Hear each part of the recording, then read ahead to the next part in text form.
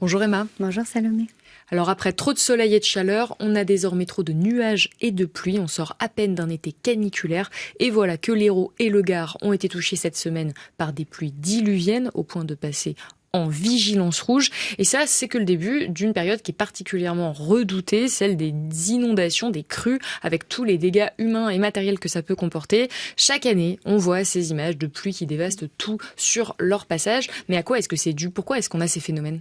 Alors, c'est dû à un contexte météorologique très particulier. On va avoir des arrivées d'air froid, d'Arctique, qui vont se confronter en basse couche à un air extrêmement chaud qui est issu de l'évaporation de la Méditerranée.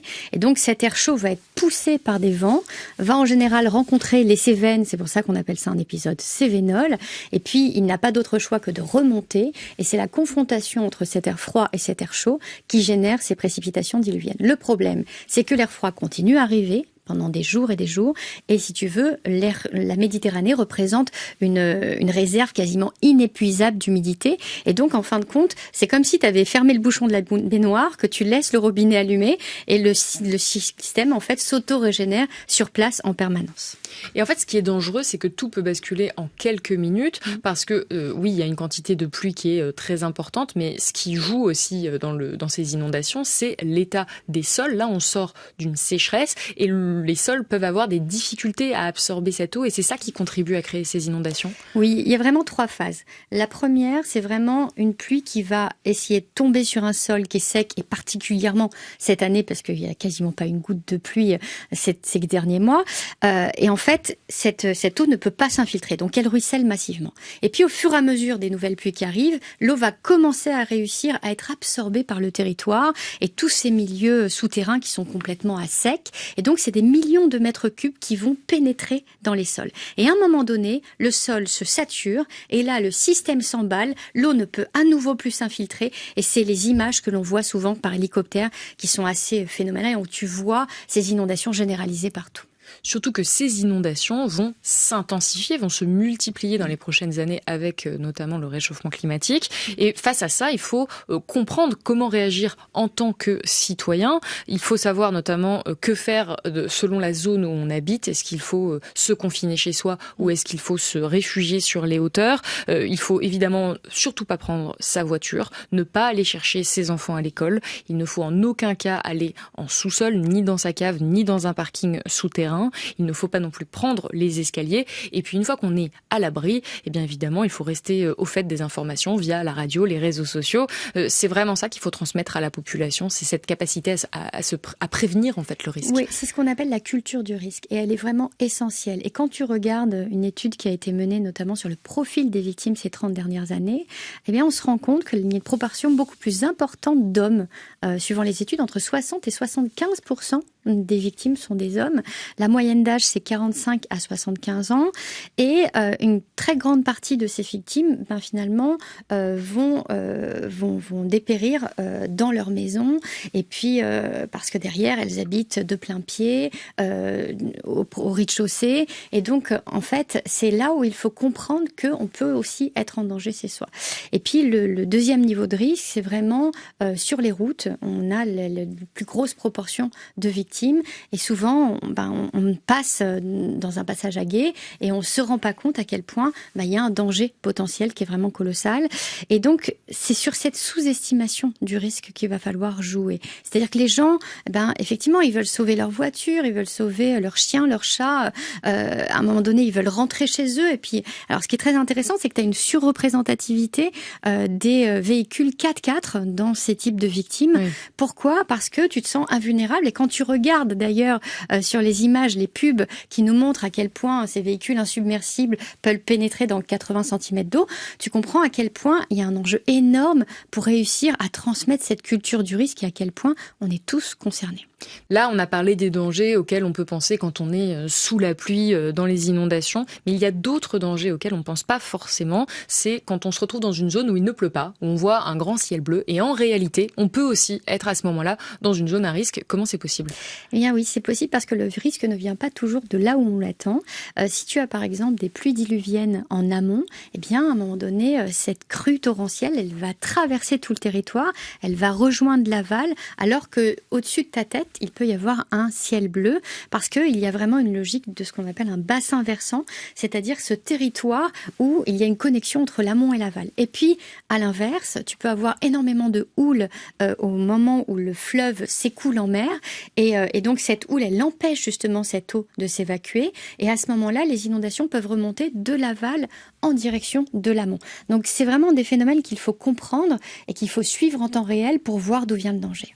Oui, c'est pour ça qu'il faut rester toujours dans cet état de vigilance, essayer, tu le disais, de comprendre, de s'informer, parce que sinon on peut se retrouver emmené par une vague, on aura l'impression qu'elle vient de nulle part. Mais la question, moi, que je me pose, c'est comment est-ce qu'on sait quand il faut s'informer ? À partir de quel moment on sait qu'on est dans un moment de vigilance et qu'on est dans un moment dangereux et qu'il faut peut-être rester chez soi et appliquer tous les gestes qui sauvent dont on a parlé plus tôt. C'est quand le moment clé ? Je pense que le premier facteur qui est là et qui nous permet de comprendre que la situation est dangereuse, c'est le niveau de vigilance météorologique. Donc là, on voit bien que cette semaine, on a eu des vigilances orange, puis rouge, puis à nouveau orange, à nouveau rouge. Donc on voit que c'est quand même un indicateur de ce qui se passe en temps réel. On a aussi le site Vigicru qui nous permet de suivre les cours d'eau en temps réel et leur dangerosité. Donc ça, c'est quelque chose d'essentiel. Par contre, si on regarde par exemple l'Hérault qui est passé en rouge cette semaine, on a 342 communes. Sur toutes ces communes-là, il y a peut-être que 2 à 3 communes qui vont être touchées par l'événement. Une cellule orageuse, ça fait pas plus de 25 km². Et donc, tous les autres vont avoir un ciel bleu. Donc, ils ne comprennent pas pourquoi ils ne doivent plus travailler, pourquoi ils ne doivent pas emprunter les routes, alors qu'ils n'ont pas le sentiment d'avoir ce danger. Et c'est là tout l'enjeu de la compréhension du risque. Oui, la clé, c'est vraiment l'information, rester informé via la radio, via les réseaux sociaux. Et la question que je me pose, c'est à quoi est-ce qu'on peut s'attendre dans les mois qui arrivent ? Parce qu'en réalité, là, ce n'est que le début. Souvent, les plus grosses crues et les plus grosses inondations, elles arrivent au mois d'octobre ? Eh bien, en fait, on peut connaître plusieurs épisodes dans une même saison. Et quand on regarde un peu l'historique de ces événements diluviens, on se rend compte qu'il y a des dates qui reviennent comme ça. Par exemple, le 3 octobre, on a eu les inondations catastrophiques de Nîmes en 1988, mais aussi en 2015 de Cannes. Tu prends une autre date, par exemple, clé comme les 14 et 15 octobre. Eh bien, en 2018, on a eu les inondations de l'Aude. Mais si tu remontes très haut dans le temps, c'est aussi le 14 et 15 octobre qu'on avait des inondations catastrophiques dans les Pyrénées-Orientales. On avait eu 250 victimes, dont 200 côté espagnol et 50 côté français. En 1940. En 1940, oui. Et ça, donc on se dit, ça fait des années, des décennies que ça dure, qu'il y a des dégâts. Moi, la question aussi que je me suis posée en préparant cette émission, mais comment ça se fait qu'on n'est pas mieux préparé, puisque ça dure depuis aussi longtemps ? Comment est-ce que c'est possible qu'on ait encore en 2022 chaque année des morts à cause des inondations ? Il y a beaucoup de choses qui sont passées depuis 1940. Déjà, il y a eu l'après-guerre, il a fallu reconstruire. Il n'y a pas eu trop de catastrophes pendant une certaine période, donc on a oublié le risque. On a surtout construit dans le lit des rivières. On a même oublié que c'était à ce moment-là des cours d'eau et qu'on était dans le lit majeur. Et puis, maintenant, qu'est-ce qu'on fait ? On a quand même énormément de maisons qui sont directement exposées. Est-ce qu'on peut tout délocaliser ? Non, on n'a pas les moyens, c'est impossible. Et puis, où est-ce qu'on les mettrait, ces maisons ? Et puis surtout, cette urbanisation massive, elle est en train d'aggraver la question du risque. Donc on continue à construire, c'est ça qui est fou. On continue à construire partout et quand tu regardes la densification justement de cette urbanisation, tu comprends que l'eau elle peut plus passer, elle ne peut que ruisseler. Donc en réalité, le risque est beaucoup plus fort qu'il ne l'était avant. Et donc la seule solution qui nous reste aujourd'hui, c'est d'adapter massivement nos maisons et on n'a vraiment pas le choix. Ça, on en parlera un petit peu plus longuement dans un autre épisode. Mais ce que j'aimerais rappeler, c'est que ces événements sont aussi liés au réchauffement climatique. Ils existaient avant le réchauffement climatique, mais aujourd'hui, ça vient les intensifier, ça vient les démultiplier. Dans les années 1990, on avait en moyenne 87 inondations en moyenne par an à travers le monde. Dans les années 2000, le chiffre a presque doublé. On est à 165 inondations par an en moyenne dans le monde. Donc là, c'est quoi ? Ces phénomènes vont s'aggraver et on n'est pas prêt ? Déjà, c'est compliqué de gérer le risque inondation en temps normal. Mais alors, avec le changement climatique, la mer Méditerranée devient beaucoup plus chaude. On se rend compte qu'on a des épisodes qui sont plus fréquents, plus violents, des territoires qui sont beaucoup plus urbanisés. On est tous super connectés sur notre téléphone, mais beaucoup déconnectés de notre territoire. On n'a plus appris à reconnaître justement d'où peut venir le risque, où est notre rivière. Et donc, c'est tout ce travail qu'il faut faire vraiment en allant sur les territoires, en accompagnant les populations pour qu'elles comprennent à quoi elles sont exposées pour pouvoir les protéger. C'est ce dont on va parler cette année dans l'émission 1 degré de conscience, de la manière dont on peut comprendre les phénomènes liés au réchauffement climatique et surtout la manière dont on peut s'adapter à ces phénomènes. Merci beaucoup Emma. Merci Salomé.